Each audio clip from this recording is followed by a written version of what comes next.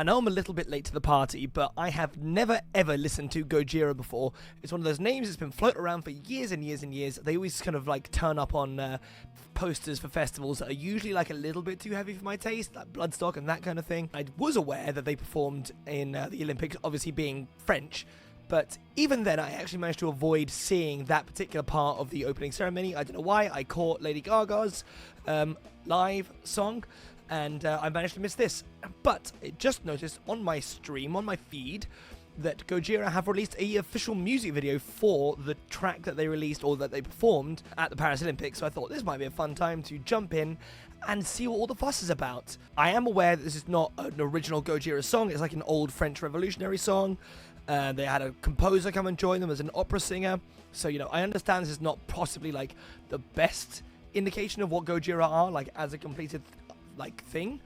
But I don't know, it's relevant, it's cool, and also I seem to remember there being a little bit of controversy at the opening ceremony. I think, generally speaking, most metal fans and all that said it was a great spectacle and all of that.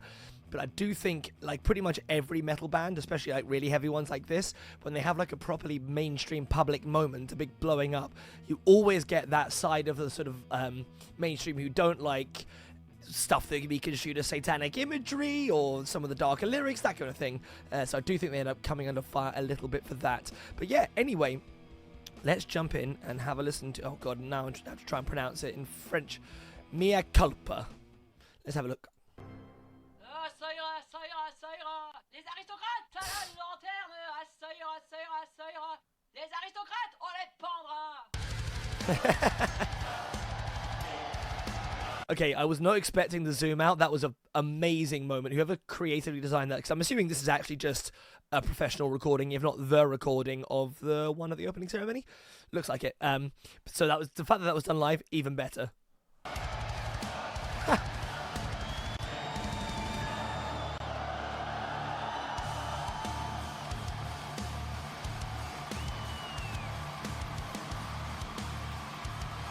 How awesome must this have been to be Gojira in this moment, to like perform in front of your country on this huge epic stage in front of the whole world. I feel very pleased for them. Also, yeah, the staging is fantastic. I love them being stuck on the various podiums on the outside of this castle. And obviously, so far, 10 out of 10, the music is extremely kind of like epic. I don't know whether or not the orchestral stuff is usual for them, but, you know, hitting hard.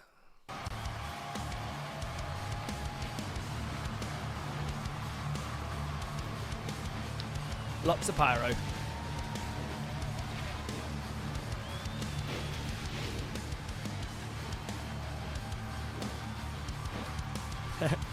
Her having the decapitated head is also a really nice touch. The way that costume is put together is like particularly good. And I know that obviously it's going to have to be like this way, but the little straps they've got to make sure they don't fall to their deaths in front of the world, they're kind of endearing. I don't know.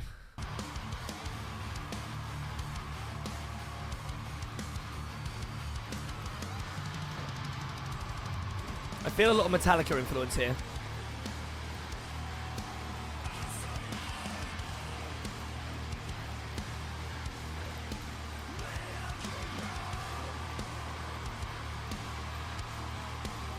Also, I tell you what, from a like sounding perspective, this must be a nightmare. I mean, I get with the microphones and the guitars, you know, they're all just going to be plugged into amps and stuff like that go further back, and they just got some good EQ somewhere trying to filter out the worst of the wind. But to get that drum kit mic'd up properly outside on the side of a building like that, good lord, whatever their sound techs got paid, they were not paid enough, because the sound is pretty good, all things considered. Okay, he's a bit lower, I see.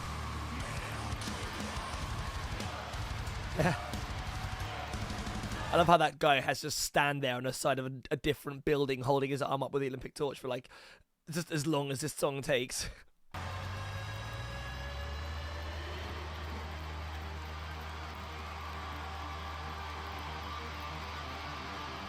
Also, they're so apart from each other. I've just noticed that they must have, like, they have to be so well rehearsed for that to work properly, because they can't see each other. The drummer is like completely further, like they're all out of each other's peripherals even.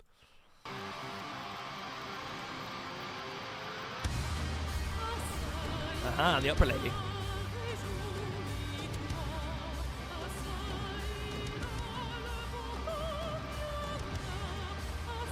Ah. I don't know why. This is making me laugh a little bit because everything about this is so like crazy and high budget, and she's just on a little thing kind of scooting past, but it's like very clearly like a 2D object that has been painted to try and make it look like it's got shape. She's just in front of a bit of balsa wood. I don't know why. It's just kind of funny in the scale of everything. Ah, no, okay, I should have waited for the grand reveal. What's wrong with me? It sounds like it's a gigantic ship, in which case, you know what, I'll excuse the balsa wood, I think. That's awesome. I like that a lot.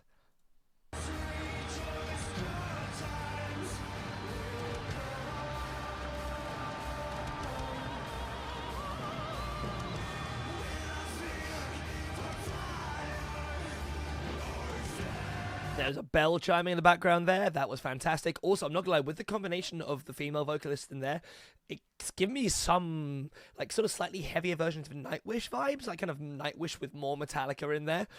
His verse vocals when he was screaming so far too heavy for me, I think. But this bit, I quite like the way that the ambience mixes in with the orchestral stuff and the opera singer.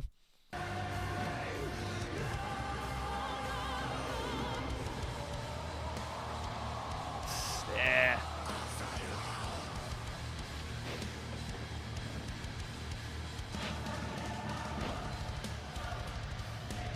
And double kicks in.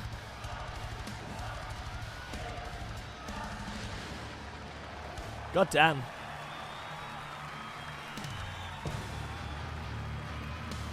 See how much of that gets in the water.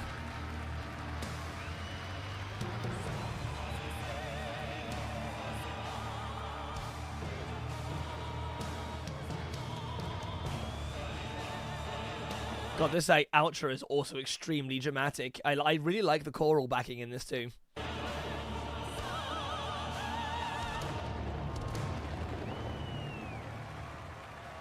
Right, I can totally see why that was considered like the most interesting thing that happened in the opening ceremony.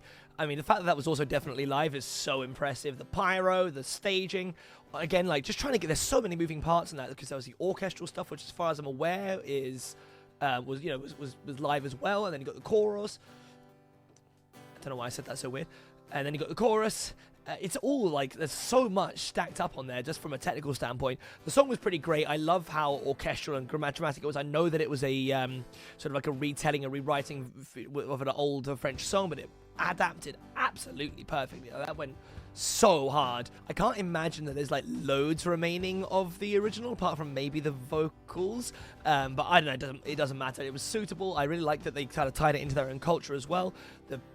All the guitarists and stuff like that, it wasn't like, I mean, it was really good. I don't think there's anything particularly stand out, but I also know that that's not really the point of that song, if that makes sense. Like all the rest of it, the spectacle, the orchestra, that was the point. The guitars were more rooting it. Same with the drums. They're all really good. His vocals are really good. I like the bit at the end where he was like kind of screaming harshly over the other really like kind of softer vocals with the opera singer and the chorus. I don't know. It all blends together absolutely wonderfully. What a set piece. Obviously, I have no idea what actual Gojira sounds like, so I'm very curious to find out what how typical this is to their normal sound. I'm sure there are lots of Gojira fans in the comment section right now with their fingers itching ready to tell me this is not a good introduction to the band. Or maybe it is. I don't know. Let me know in the comments. I'm very curious. But that was great. I think whoever decided to put that on, whoever booked them, good call. Everyone executed that perfectly. Yeah, anyway, I think that's all I've got to say on that one. So thank you very much for watching. Like, share, subscribe, all of that crazy stuff. And I'll catch you in the next one. Peace.